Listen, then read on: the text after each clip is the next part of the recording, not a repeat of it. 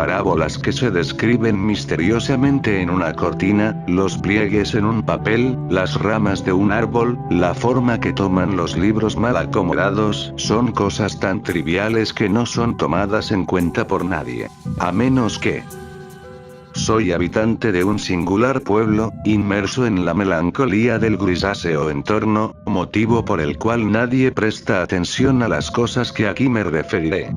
Comprendo que el lector entenderá a la perfección mis explicaciones, ya que esa sensación de incertidumbre por las formas de las cosas que me ha embriagado de terror desde que tengo memoria es algo que todo el mundo ha experimentado por lo menos una vez a lo largo de la vida. Todo comienza con la inocencia de la niñez, y la excelsa imaginación que identifica esta etapa. Como algunos de ustedes, yo era atacado por lo que actualmente la ciencia se resuelve en definir como terrores nocturnos. Es decir, víctima de mi propia imaginación. Recuerdo poco la primera vez que fui atacado por este ente, en una víspera de Año Nuevo, fecha en que los habitantes de este pueblo se reúnen en torno a la catedral en espera que el año viejo sea tragado por la insondable oscuridad del olvido y el año nuevo llegue con sus sofocantes aires de promesas y porvenires. Ese año nos reunimos como todos en aquel sitio, y tras la última campanada del año agonizante comenzó el espectáculo de fuegos artificiales, haciendo ese horrible contraste de sombras y luces en la fachada de la inmensa catedral.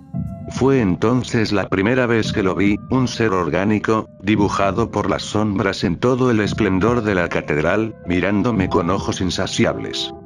Tal vez la gente estaba demasiado embebida en los fuegos artificiales, o tal vez estaban demasiado ocupados felicitándose y abrazándose los unos a los otros, pero nadie más se percató del inmenso y espectral rostro, sonriente, vigilante, dibujado con finos detalles sobre la monstruosa fachada de la catedral. Por supuesto, lo comenté con mi familia entera, pero como se podrán imaginar nadie me escuchó, ya que para ellos era evidente que todo esto fuera el simple producto de mi imaginación. Y yo mismo, con el correr de los años, estuve a punto de convencerme también que todas estas alucinaciones solo eran producto de mi imaginación, y nada más, pero hubo circunstancias que pusieron en duda esto. Cierto día caminaba a través del puente, sobre el río de la calle principal, cuando me percaté que las pequeñas olas que formaba el viento, o que debería formar el viento, ya que esa tarde no soplaba ninguno, en la superficie creaban el mismo rostro que había visto sobre la catedral. Se encontraba impasible, atento, moviendo lo que debiera de ser su boca, como tratando de decirme un gran secreto. Eran situaciones como esta las que me hacían dudar que lo que yo veía era el simple producto de mi imaginación. Esa noche. ¿Cómo olvidar esa noche? Llovía y tronaba estrepitosamente, y las ramas del gran pino plantado en nuestro jardín vacilaban con el viento. Escuché una voz en la copa del pino, llamándome por mi nombre. Salí a su encuentro, acercándome despacio a través de la fría lluvia. Ahí estaba de nuevo.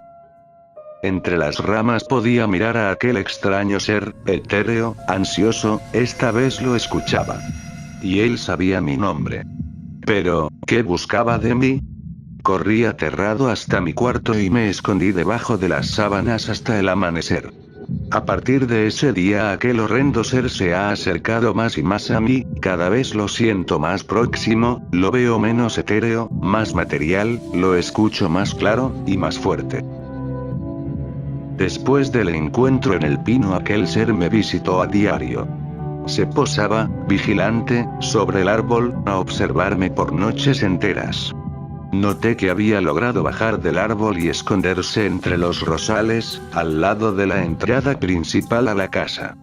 No tardó mucho en cambiar su escondite, la siguiente vez que lo vi se encontraba en el gran librero de la sala, su rostro terrible se dibujaba con las formas de los libros y sus sombras. Desde ahí me hablaba, susurrando cosas inaudibles para los demás. Tiempo después avanzó, lo podía ver dibujado en el polvo del tapete a la entrada de mi habitación. Se encontraba ya tan cerca de mí. Solo podía pensar en lo peor. A partir de esa noche me limitaba a esperar que este demonio por fin llegara hasta mí. Las madrugadas eran espeluznantes y eternas, las pasaba en vela escuchando la voz de aquella criatura, y sus pasos que anunciaban su proximidad. Se posó en la cortina de mi ventana, a escasos metros de mi cama, podía sentir su presencia, su mirada, su aliento. Días después saltó a los pliegues de mis cobijas, sentía sus gélidas manos abrazarme, susurrándome las más horribles pesadillas al oído mientras dormía. Era el fin, había logrado acercárseme por completo. Al amanecer no lo encontré, no estaba en los pliegues de mis cobijas, ni en las parábolas que se formaban en mis cortinas, el tapete en la entrada de mi habitación tampoco tenía formas, ni el librero, los rosales o el pino. ¿Sería verdad? Me había librado de él. ¡No! Mis párpados, cerré los ojos y pude volver a verlo, en la oscuridad. ¿Qué me dice? Blood. Perdí la conciencia, al despertar me encontraba húmedo, en un cuarto oscuro. Busqué el interruptor y lo accioné, la luz era tenue. Había una bañera con alguien dentro, me acerqué a revisar. No era alguien, eran alguienes. En la bañera encontré los cuerpos mutilados de mis familiares. Me llevé con horror las manos a la cara, y de ellas dejé caer algo. Dirigí mi atención al objeto. Un cuchillo. Desesperado busqué un espejo, me vi a mí mismo, bañado en sangre, desaliñado, y la cara, Dios mío, la cara. Era la fiel copia de aquel ser deforme que por tanto tiempo me había atormentado, y al fin consumido. ¿Has sentido tú alguna vez estas sensaciones? No. No me mientas. A menudo sientes cómo te observo desde las tinieblas, sientes mi presencia, mi cercanía. ¿Sigues negándolo, aun cuando justo ahora puedes escucharme detrás de ti? No temas, voltea, no te dolerá por mucho tiempo. Pero te lo advierto. Será la última vez que me verás.